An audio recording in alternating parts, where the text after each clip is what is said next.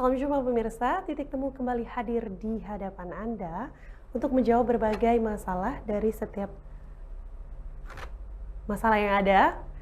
Langsung aja kita di Titik Temu bersama saya Ayu Permatasari dan bersama dengan Direktur Lalu Lintas Polda Kalimantan Tengah, Kombes Pol Heru Sutopo SIK.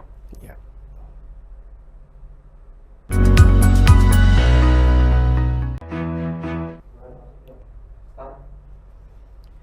Kali ini kita akan membawakan sebuah tema bijak berlalu lintas di dalam acara kita Titik Temu kali ini. Terima kasih kepada Bapak sudah berkenan hadir di studio Dayak TV saat ini. Nah Bapak, apa kabar hari ini? Alhamdulillah baik. Kita akan membahas tentang bijak berlalu lintas. Tapi sebelum itu mungkin perkenalan dulu Pak ya. Apa sih atau apa saja tugas pokok dari Ditlantas Polda Kalteng, supaya sebelum kita berbincang lebih jauh, jadi kita kenalan dulu. Jadi begini baik para pemirsa Dayak TV yang kami cintai, tugas pokok fungsi Direktur Lalu Lintas Polda Kalteng adalah menyelenggarakan fungsi lalu lintas, di mana punya tugas utama yang pertama menyelenggarakan Dikmas Lantas atau edukasi terhadap masyarakat. Kemudian yang kedua melakukan penegakan hukum berupa law enforcement, tilang, kemudian ada etle gitu. Kemudian yang ketiga kita melakukan registrasi kendaraan bermotor dan registrasi pengemudi. Yang keempatnya kita mengemban fungsi traffic engineering ya. Yang kelima kita melakukan kegiatan patroli jalan raya. Jadi semua ada kaitannya di situ. Semuanya ditujukan untuk menyelenggarakan fungsi lalu lintas yang aman, tertib dan lancar seperti itu. Intinya adalah tugas pokoknya adalah untuk menjaga ketertiban lalu lintas juga Pak ya. Kemudian apa saja sih pelanggaran yang paling banyak dilakukan oleh masyarakat Kalimantan Tengah? Mungkin khususnya di Kota Palangkaraya. Ya, jadi Direktorat Lalu Lintas Polda Kalimantan Tengah kita selain melakukan kegiatan-kegiatan penegakan hukum dengan cara stasioner atau petugas turun langsung ke jalan, kita juga memiliki sistem penindakan dengan ETLE, Electronic Traffic Law Enforcement. Nah, di sini fungsinya untuk mengcapture atau monitor pelanggaran pengguna jalan yang ada di titik tertentu, yang ada kameranya, kemudian tercapture, nanti terkirim ke back office, ada petugasnya yang untuk validasi. Jika benar pelanggarannya sesuai dengan yang tercapture, nanti kita kirim surat konfirmasi ke pelanggar sesuai dengan alamat yang tertera dalam registrasi identifikasi kendaraan bermotor. Nah, kita kasih waktu seminggu untuk melakukan konfirmasi. Nanti setelah konfirmasi datang ke kita, betul dia melakukan pelanggaran, langsung dia dikasih tilang dan membayar denda di BRIVA atau BRI virtual account seperti itu. Selain itu juga itu tadi, untuk maksimalkan kita turun ke jalan dengan melakukan kegiatan razia stasioner. Nah, yang kita dapati untuk pelanggaran-pelanggaran yang pada umumnya yang kita jaring adalah pelanggaran terkait pelanggaran administrasi ya, administrasi baik administrasi kendaraan berupa tidak lengkapnya surat tanda nomor kendaraan, STNK, kemudian juga terkait kompetensi pengemudi itu sendiri atau SIM-nya. Nah, selain itu juga ada pelanggaran terhadap tata cara berlalu lintas, di mana ada yang melanggar arus, kemudian melanggar rambu-rambu, juga sekaligus ada juga yang melanggar kelas jalan. Jadi beragam untuk pelanggaran sendiri itu. Juga didominasi oleh adanya penggunaan pelindung kepala atau helm yang tidak sesuai seperti itu. Jadi beragam, namun yang paling banyak kita temui adalah tadi terkait administrasi pengemudi atau administrasi kendaraan seperti itu. Untuk yang digital tadi saya tertarik Pak, mungkin ada salah satunya yang paling ditakuti oleh masyarakat Kota Palangkaraya itu yang di Jalan Cilikriwut itu. Cilikriwut betul, jadi itu namanya ETLE, Electronic Traffic Law Enforcement ya. Itu mekanisme tadi saya sampaikan ya, udah kita kita udah lama melakukan sosialisasi dan ini kita sudah terus melakukan kegiatan penindakan dengan ETLE tersebut, dan ke depan akan ditambahin beberapa titik, jadi akan terus kita kembangkan, termasuk di wilayah-wilayah nanti akan kita kembangkan untuk etle ini seperti itu. Tapi untuk sekarang yang sudah terpasang itu yang di Jalan Cilik Riwot baru 2 titik, jadi jalur kanan dan kiri semuanya terpantau. Sementara memang baru 2 titik tersebut karena memang biayanya pengadanya cukup lumayan ya. Jadi alhamdulillah kemarin di backup oleh Pemkot maupun Pemprov seperti itu, Pak. Baik, sebelum kita melanjutkan perbincangan kita, mungkin kita akan melihat jeda pariwara berikut ini.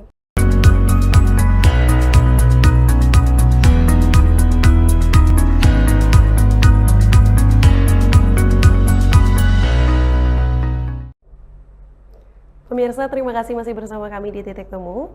Kita akan melanjutkan pembahasan kita tentang bijak berlalu lintas. Nah, ini pertanyaan ketiga yang sudah saya berikan kepada Bapak ya. Apakah sanksi ini bagi orang-orang yang melanggar peraturan lalu lintas tadi, Pak? Jadi begini, Pak, untuk setiap jenis pelanggaran itu sanksinya masing-masing berbeda. Namun setiap daerah itu mempunyai tabel, namanya tabel denda tilang.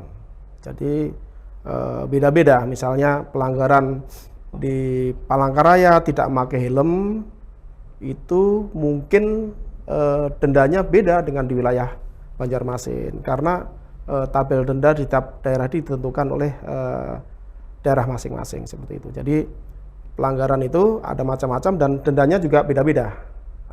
Namun untuk besaran dendanya itu sudah ditetapkan oleh tabel denda tilang yang ditetapkan oleh masing-masing daerah, kesepakatan daripada pihak kejaksaan, pengadilan dan kepolisian seperti itu. Berarti untuk sanksi itu tergantung jenis pelanggarannya dan juga untuk setiap daerah berbeda-beda. Berbeda-beda.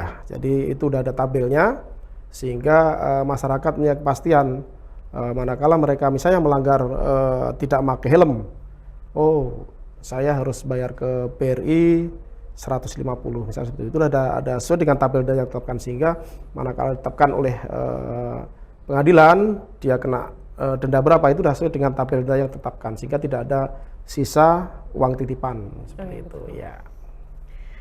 Nah, saat ini kan juga masih marak mungkin ya terjadi kecelakaan lalu lintas. Dan bagaimana pihak dari Bapak untuk mengantisipasi hal tersebut? Ya.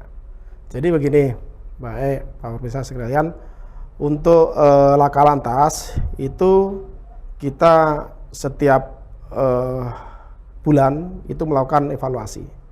Jadi kita akan tentukan black spot atau titik yang sering terjadinya kecelakaan itu titik mana, di penggal jalan mana. Kemudian kita evaluasi, kita analisa. Pada saat tersebut kejadiannya pukul berapa, kemudian yang paling sering terjadi di pukul berapa. Misalnya kejadiannya di seringnya sore hari di tempat tertentu. Oh, sore hari. Kenapa sore hari? Oh, ternyata penerangannya kurang dari segi sarana prasarananya. Nah, kemudian dari segi yang terlibat, misalnya yang paling banyak adalah pelajar pengguna roda 2. Nah, itu nanti akan menentukan bagaimana kita melakukan cara bertindak kita ke depan, sehingga kita tiap bulan melakukan evaluasi sehingga kita ketemu mana sih yang perlu dilakukan engineering atau rekayasa lalu lintas, misalnya di titik tertentu tersebut kurang rambu, kemudian kurang penerangan, kemudian yang terlibat siapa, itu yang kita jadikan sasaran untuk penyuluhan. Itu. Kemudian dari golongan SIM-nya misalnya, oh banyak golongan SIM roda 2, nah ini kita evaluasi bagaimana mekanisme penerbitan SIM-nya, apakah sudah sesuai atau belum, kita cek, sehingga perlu kita tingkatkan pelayanannya, kita tingkatkan misalnya untuk bagaimana untuk penerbitan SIM-nya tersebut biar lebih kompeten yang memiliki SIM tersebut gitu.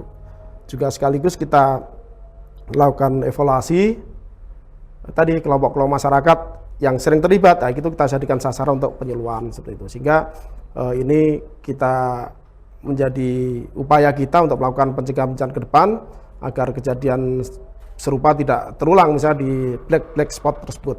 Nah, gitu. Baik, Pak. Em, untuk yang saya menggabungkan ya Pak ya, Iya, apabila terjadi kecelakaan iya, antara dua orang ya Pak ya, iya. mungkin dua orang atau dua kendaraan Dua yang berbeda. kendaraan, ya, Sebenarnya yang bersalah si A, ya, tapi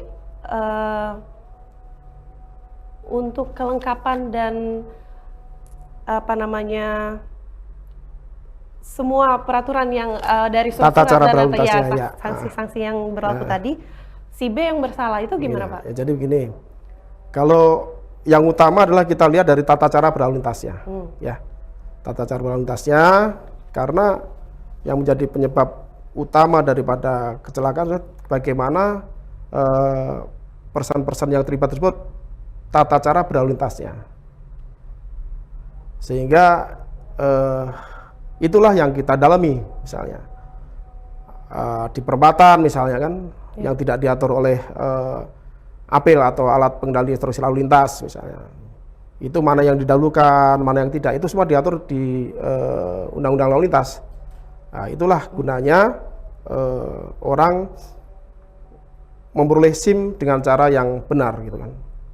Manakala mereka memperoleh SIM dengan cara yang benar, otomatis tingkat pengetahuannya akan terukur, kompetensinya akan terukur, sehingga itu tadi orang yang memiliki SIM tentunya kompeten dalam berlalu lintasnya lebih bagus daripada orang yang tidak memiliki SIM itu, sehingga tata cara berlalu lintasnya pun tentunya akan lebih bagus gitu.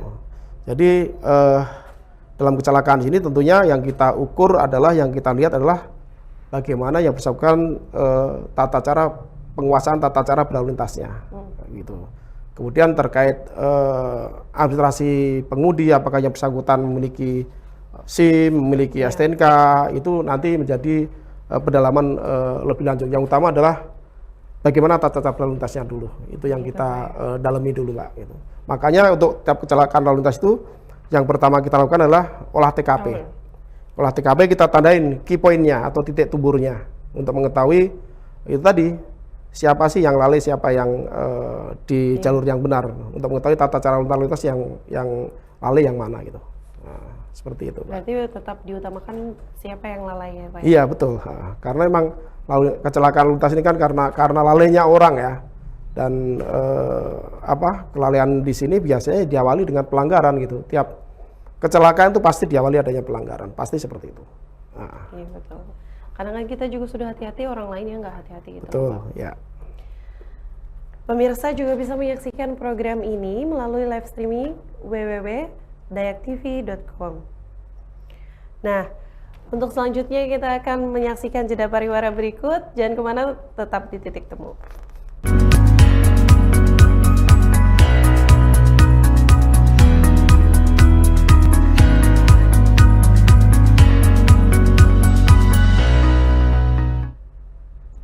Terima kasih pemirsa, masih bersama Titik Temu. Kita akan melanjutkan perbincangan kita Pak ya. Nah sekarang kan sudah banyak sekali pengguna sepeda listrik. Iya, gitu. sepeda listrik ya. Bagaimana tanggapan Bapak tentang sepeda listrik ini dalam lalu lintas Ya, kaitannya? sepeda listrik ini diatur oleh Peraturan Menteri Nomor 45 Tahun 2020 ya Pak ya. Jadi sepeda listrik di sini itu operasionalnya juga diatur oleh peraturan tersebut. Misalnya untuk pengendaranya itu minimal usianya 12 tahun dan harus didampingi oleh orang dewasa. Nah ingat, harus dampingin gitu. Jadi kalau punya anak di bawah 12 tahun naik sepeda listrik ya, Sebenarnya nggak boleh. nggak boleh. Nanti kalau ada apa-apa di jalan orang tuanya Iya, ikut, betul. kita periksa nanti, ikut lalai kan gitu. Iya. Kemudian operasionalnya di tempat-tempat tertentu atau di jam-jam tertentu seperti Car Free Day, Car Free Night, seperti itu kan. Nah, ini diatur oleh peraturan daerah sebenarnya. Kemudian juga kecepatannya maksimal 25 km per jam. Itu kecepatan maksimal ya untuk sepeda listrik. Kemudian harus menggunakan helm juga. Menggunakan Gitu. helm Iya, juga, harus Pak, ya? menggunakan helm. Nggak boleh tidak menggunakan helm gitu kan. Di kawasan tertentu, di wilayah perumahan, pemukiman, atau di kawasan-kawasan yang ditetapkan oleh pemerintah daerah. Nah ini kita akan segera koordinasi dengan pemerintah daerah untuk menetapkan jalur-jalur mana saja atau jam-jam berapa saja. Jadi waktu dan lokasi harus ditetapkan nanti untuk memfasilitasi adanya sepeda listrik ini gitu. Berarti itu masih dalam proses ya Pak ya? Ya, namun untuk peraturan menterinya sudah ditentukan. Iya. Tadi itu ya untuk usia, kecepatan, kemudian Standar-standar Bapak ya tadi kan? tidak boleh di jalan umum, itu tidak boleh, dia harus di jalan khusus kawasan tertentu tadi atau di jam-jam tertentu saat jalan umum yang diberlakukan car free day atau car free night seperti itu. Tapi kan tetap masih banyak ya Pak ya yang melanggar atau Banyak yang melanggar. jaraknya lumayan jauh Iya, menggunakan sepeda ini listrik kita temukan banyak yang melanggar. Nah ini perlu peran dari orang tua ya, peran dari terutama orang tua yang anak-anaknya difasilitasi untuk menggunakan sepeda listrik ini minimal usianya 12 tahun. Kita seperti itu. Kemudian harus didampingi, tidak boleh menggunakan jalan umum. Saat menggunakan tersebut harus menggunakan helm. Kecepatannya tidak boleh lebih dari 25 km per jam. Aturannya seperti itu. Jadi kalau tidak mengikuti tersebut, kemudian terjadi kecelakaan atau hal yang tidak diinginkan, ya kita akan dalami. Gitu.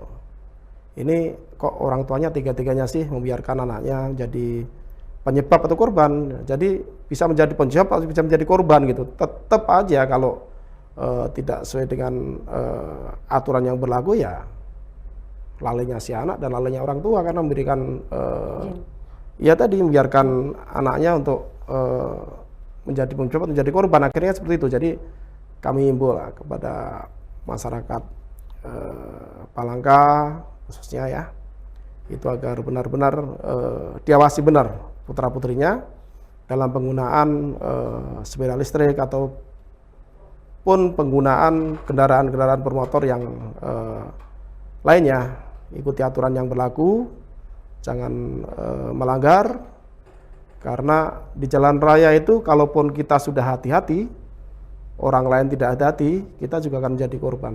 Kita bisa menjadi korban atau bisa menjadi penyebab. Nah, ya, untuk itu perlu kita antisipasi tadi, ya perlu adanya peran orang tua, pengawasan dari lingkungan, kita semua untuk sama-sama mengawasi, terutama putra-putri kita yang belum cukup umur untuk tidak mengendarai kendaraan listrik ataupun kendaraan motor lainnya seperti itu. Berarti untuk di Palangkaraya sendiri untuk seperti yang Bapak katakan tadi kan seharusnya memang ada tempatnya dan ada Ya. jamnya. Ya. Apakah sekarang sudah ada aturan tersebut atau belum, masih di dalam proses? Yang sudah ada pastinya Car Free Day. Di Car Free Day? Car Free Day boleh. Aturannya permennya seperti itu. Nah, untuk kawasan tertentunya itu kawasan perumahan, kawasan pemukiman itu boleh. Boleh.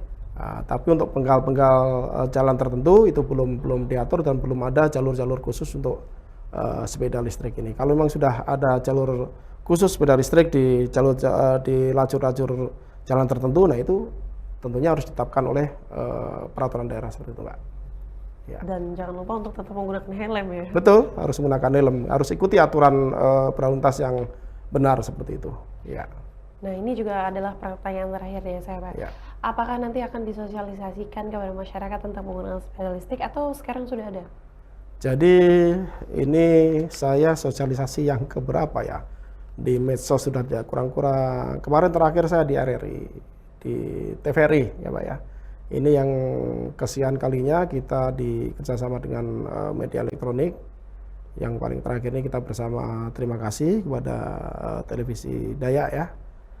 Kita ini dalam rangka sosialisasi juga sebenarnya untuk masyarakat ketahui gitu. Juga kita juga akan mendorong pemerintah daerah untuk menetapkan kawasan-kawasan khusus bagi masyarakat yang memiliki sepeda listrik gitu. Jadi kita terus akan berupaya sosialisasi dan akan melakukan penindakan tentunya. Kegiatan sosialisasi ini ya kita lanjutkan dengan penindakan apabila masih kita temui pelanggaran terkait penggunaan sepeda listrik itu sendiri di jalan umum terutama. Gitu. Ya. Baik, berarti itu tadi adalah upaya yang dilakukan oleh Dinlantas untuk Iya. memberikan sosialisasi kepada Iya. masyarakat tentang penggunaan sepeda listrik. Mungkin ada tambahan pesan-pesan terakhir dalam titik temu ini tentang sepeda listrik juga dan ketertiban dalam berlalu lintas, Pak, Iya. untuk masyarakat. Terima kasih, Mbak Ai. Jadi kami menghimbau kepada seluruh masyarakat Kalimantan Tengah, terutama masyarakat pengguna kendaraan bermotor di jalan umum agar senantiasa tertib, senantiasa mematuhi peraturan yang ada, sehingga kita semua bisa selamat, lancar, nyaman dalam berlalu lintas.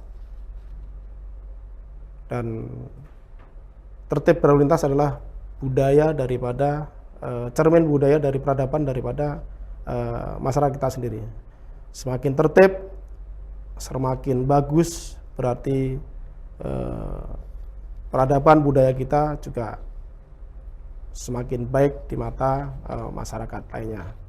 Sehingga sekali lagi kami mengharapkan kepada seluruh masyarakat agar tertib, ikuti aturan yang ada, patuhi rambu-rambu yang ada, dan saling menghormati, saling menghargai sama pengguna jalan lainnya sehingga kita nyaman, selamat, lancar dalam berkendara. Demikian, Pak. Ya. Terima kasih, Bapak. Saya mengucapkan juga terima kasih sudah hadir Ya, di terima program kasih, kami Pak. Titik Temu di Terima Dayang kasih, Dayang TV. TV, ya. Terima kasih kepada Bapak Iya. Kombes Pol Heru Sutopo SIK, Direktur Lalu Lintas Polda Kalimantan Tengah. Terima kasih juga untuk pemirsa di rumah yang sudah menyaksikan program ini. Saya Ai Permatasari. Terima kasih dan sampai jumpa.